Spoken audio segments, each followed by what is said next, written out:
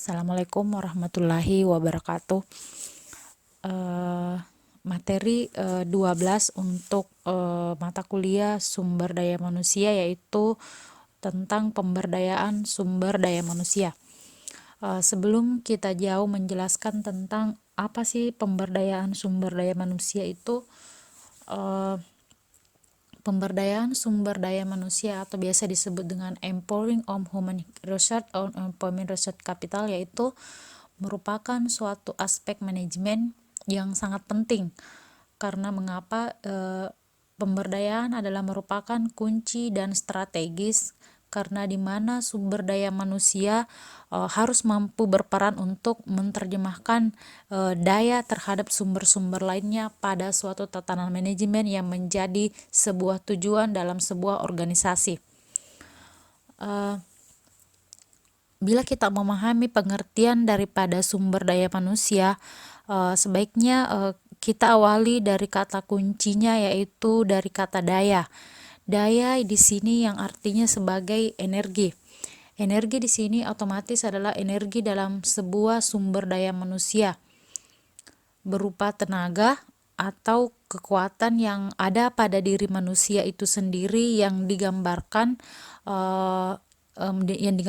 mempunyai semacam daripada kemampuan atau kompetensi untuk membangun. Dalam pengertian membangun di sini adalah mampu berkreasi, produktif, berinovasi, agar maju dalam konsep untuk memajukan misi-misi organisasi. Oke, di slide pertama, di slide kedua, kita lihat pengertian daripada pemberdayaan. Pemberdayaan di sini merupakan sebuah proses dan tujuan. Pemberdayaan dalam arti sebuah proses maksudnya adalah suatu masyarakat terdapat individu atau kelompok yang mempunyai keahlian masing-masing, tetapi tidak diasah dengan baik, sehingga banyak kita jumpai di masyarakat atau di lingkungan kita, yaitu masyarakat yang menganggur. Kemudian pemberdayaan dalam arti sebuah tujuan adalah hasil dari proses yang dicapai oleh individu atau kelompok dalam rangka memenuhi kebutuhan hidupnya, baik yang bersifat fisik, ekonomi maupun sosial. Kemudian, pemberdayaan merupakan program yang mudah diucapkan namun sukar untuk dijalankan.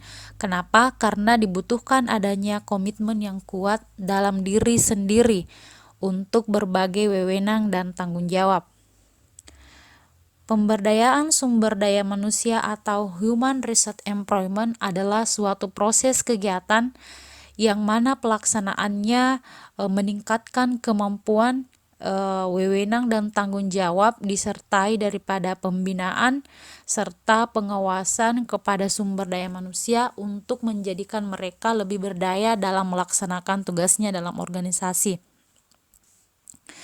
Kenapa di sini sumber daya sangat penting? Karena sumber daya manusia itu sendiri berperan dalam sebuah organisasi, dikarenakan karena adanya yang tadi ada inovasi, ada yang namanya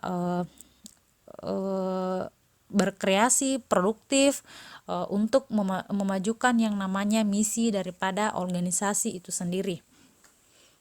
Di slide ketiga kita lanjutkan tentang apa sih manfaat daripada pemberdayaan itu sendiri.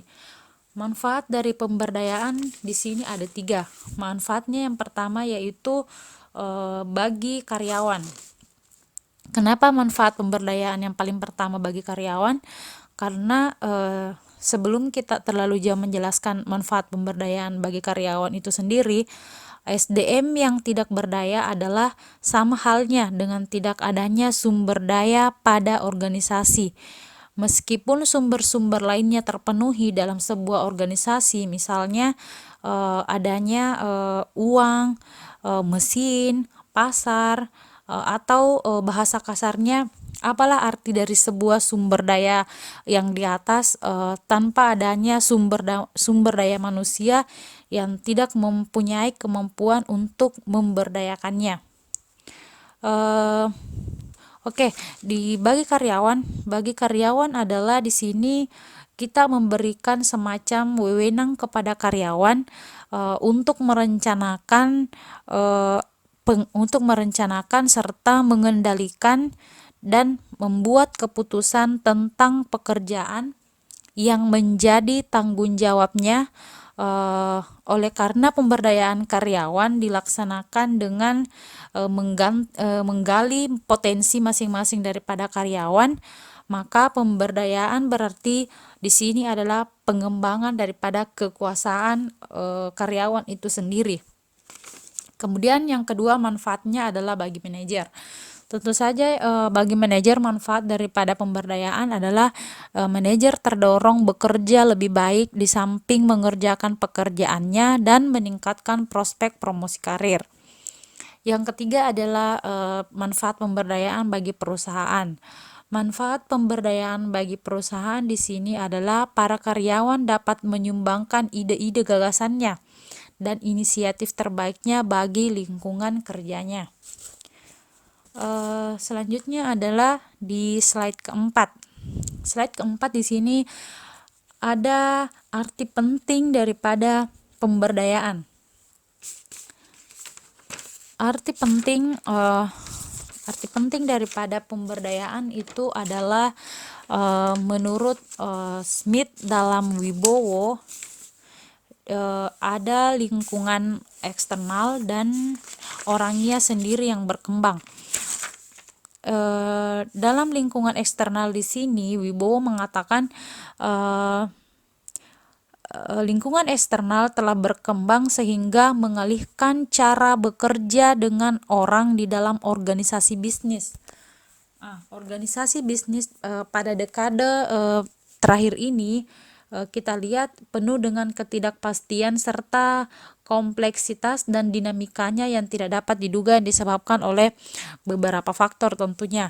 Faktor yang pertama menurut daripada Smith dalam Wibowo, dia mengatakan semakin intensifnya kompetisi sehingga organisasi perlu memberdayakan orang untuk menghadapi yang namanya tantangan kompetisi. Kenapa? Karena keamanan dan kesuksesan suatu organisasi lebih bergantung kepada kecerdasan dan bakat daripada sumber daya manusianya. Kembali kepada sumber daya manusia karyawan itu sendiri. Yang kedua adalah dia mengatakan inovasi teknologi berkembang cepat sehingga organisasi perlu memberdayakan orang untuk menggunakan sebaik mungkin teknologi maju. Maksudnya di sini dia mengatakan bahwa dengan adanya yang namanya teknologi, otomatis organisasi itu sangat mempengaruhi yang namanya kualitas sumber daya manusia. Yang ketiga adalah permintaan yang tetap atas kualitas yang tinggi dan nilai yang lebih baik menyebabkan organisasi perlu memberdayakan orang untuk menemukan cara inovasi guna memperbaiki produk dan jasanya. Maksudnya di sini produk dan jasa adalah untuk tetap bertahan dalam pangsa pasar, organisasi perlu yang namanya kebaruan. Kebaruan di sini otomatis adalah kebaruan dalam hal produknya. Agar produknya di sini bisa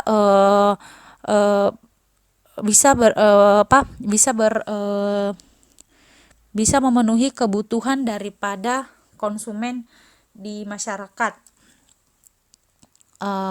Yang keempat adalah tumbuhnya masalah ekologi, menuntut organisasi perlu memberdayakan orang untuk melaksanakan kebijakan ekologi. Di sini yang dimaksud daripada ekologi adalah interaksi dari lingkungan lain sehingga perlu adanya pemberdayaan. Jadi di sini ekologi maksudnya adalah lingkungan lain daripada sumber daya manusia. Yang kedua adalah orangnya sendiri. Orangnya sendiri berkembang. Slide kelima dia menjelaskan tentang model daripada pemberdayaan. Oke, model pemberdayaan sebenarnya ada banyak, tapi di sini dia menjelaskan model pemberdayaan menurut daripada Khan dalam Kadarisman pada 2012. Di sini model pemberdayaan sumber daya manusia yang pertama yaitu adalah desire atau keinginan. Desire maksudnya di sini adalah karyawan atau pekerja diberikan kesempatan untuk mengidentifikasi daripada permasalahan yang sedang berkembang, memperluas daripada keterlibatan antar pekerja, sehingga tujuannya adalah untuk mendorong daripada terciptanya perspektif baru serta strategi dalam bekerja dalam tim serta keahliannya masing-masing. Yang kedua, trust. Trust di sini atau kepercayaan adalah membangun kepercayaan antara manajemen dengan karyawan. Hal-hal yang termasuk dalam trust adalah memberi kesempatan pegawai untuk berpartisipasi dalam pembuatan sebuah kebijakan. Tentunya trust di sini adalah yang tadi memberikan kepercayaan kepada karyawan. Tujuannya adalah untuk menyediakan waktu dan sumber daya yang cukup bagi karyawan dalam menyelesaikan pekerjaannya atau memberikan semacam yang namanya pelatihan untuk kebutuhan kerja serta menghargai perbedaan pandangan. Model yang ketiga adalah confident. Confident di sini yaitu memunculkan rasa percaya diri karyawan dengan menghargai terhadap kemampuan yang dimiliki karyawan. Maksudnya adalah di sini confident semacam dia mendelegasikan, mencurahkan tugas yang penting kepada karyawan serta menggali ide dan saran pekerja atau karyawan, memperluas tugas serta membangun daripada jaringan itu sendiri. Yang keempat adalah credibility atau kredibilitas. Credibility di sini adalah menjaga yang namanya kredibilitas dengan penghargaan dan mengembangkan lingkungan kerja yang mendorong kompetensi sehat sehingga tercipta organisasi berperformance yang tinggi. Maksudnya di sini credibility adalah karyawan dipandang sebagai partner kerja yang sangat strategis karena karyawan dapat meningkatkan yang namanya target pada semua bagian daripada pekerjaan dalam sebuah organisasi. Yang kelima adalah accountability atau akuntabilitas. Akuntabilitas di sini adalah menggunakan yang namanya training untuk mengevaluasi daripada kinerja karyawan, memberikan tanggung jawab, melibatkan karyawan dalam penentuan daripada standar ukuran serta memberikan waktu dan pemberian yang namanya feedbacknya pada masa-masa tertentu. Yang terakhir adalah communication atau yang disebut dengan komunikasi. Komunikasi di sini maksudnya dia adalah menyediakan waktu untuk mendapatkan informasi dan mendiskusikan masalah-masalah secara terbuka. Tantangan dalam pemberdayaan tentu saja terdapat daripada tantangannya. Tantangan daripada pemberdayaan di sini adalah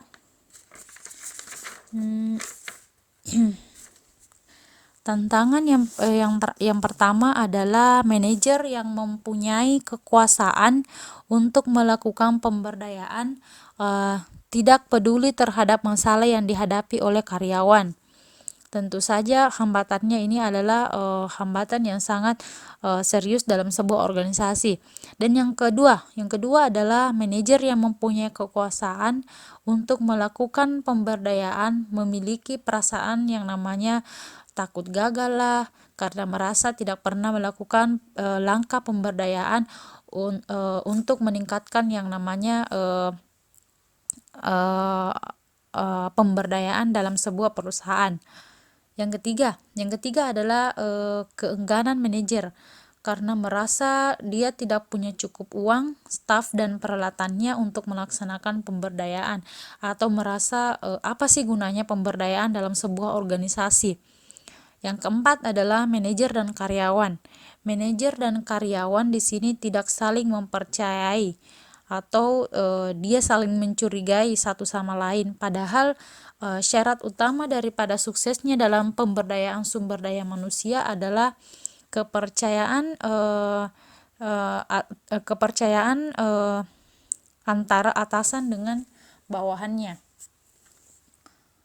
Oke, demikian daripada penjelasan tentang pemberdayaan sumber daya manusia. Lebih dan kurangnya mohon dimaafkan. Assalamualaikum warahmatullahi wabarakatuh.